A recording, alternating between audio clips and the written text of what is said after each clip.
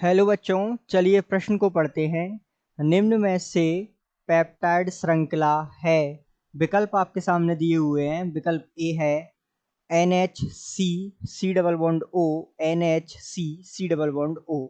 विकल्प बी की संरचना है NHC double bond O CC NHC C double bond O।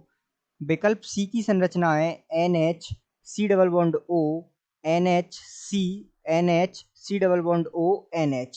और विकल्प डी में संरचना दी हुई है NHCC C double bond O NHCC NHC double bond O और जो है एकल बंध C। तो आइए सबसे पहले हम इस प्रश्न की मुख्य अवधारणा के बारे में चर्चा करते हैं और इस प्रश्न को हल करते हैं।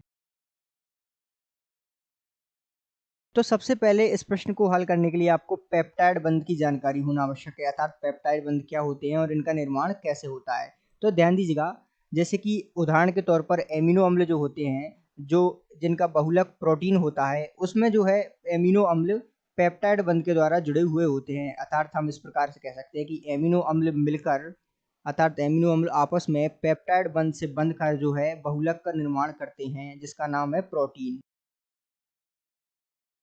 और हम जानते हैं एमिनो अम्ल के अंदर जो है COOH अर्थात कार्बोक्सिलिक होता है एक तो समूह, और एक होता है एमिनो समूह जिसका सूत्र होता है NH2। ठीक है, तो इस प्रकार इन दोनों के मध्य जो है पेप्टाइड बंध का निर्माण होता है। कैसे होता है, आइए हम संरचना के द्वारा इसे समझते हैं।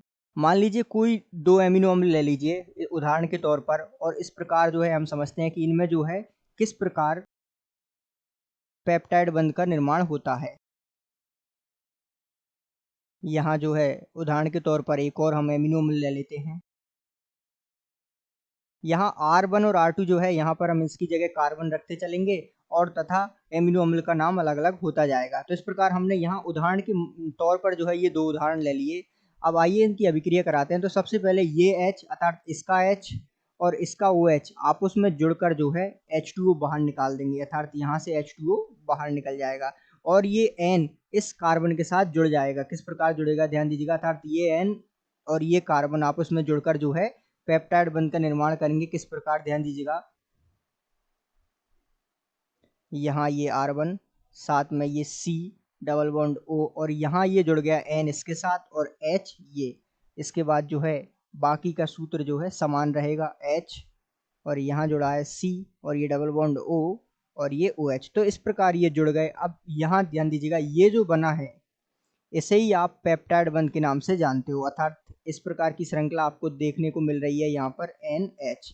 तो ये जो है यही पेप्टाइड बंध है। तो इसको, इस बंध का क्या नाम है, पेप्टाइड बंध। तो इस प्रकार जो है पेप्टाइड बंध का निर्माण होता है। तो आइए विकल्प देखते हैं। तो यहाँ जो है पेप्टाइड बंध, ध्यान दीजिए, ये पेप्टाइड बंध उपस्थित है। पेप्टाइड बंध की संरचना क्या होती है, इस प्रकार की NH। अगर इस प्रकार का कोई हमें मिल रहा है तो वो पेप्टाइड बंध है। तो यहाँ देखिए पहले विकल्प में ये संरचना हमें प्राप्त हो रही है, अर्थात ये तो पेप्टाइड श्रृंखला होगी। दूसरे में जो है हमें C डबल बॉन्ड O उसके बाद NH यहाँ प्राप्त हो रहा है, बीच में दो कार्बन है, जबकि हमारी संरचना में ऐसा कुछ नहीं है। तो ये नहीं होगा पेप्टाइड बंध की श्रृंखला। इसी प्रकार इसमें भी ऐसा नहीं है, तो ये भी नहीं होगा जो है पेप्टाइड की श्रृंखला। इसी प्रकार यहाँ ध्यान दीजिएगा, इस वाली संरचना में देखिए C डबल बॉन्ड O के दोनों तरफ NH और NH है, जबकि पेप्टाइड श्रृंखला में ऐसा नहीं होता। तो ये भी नहीं होगा पेप्टाइड श्रृंखला।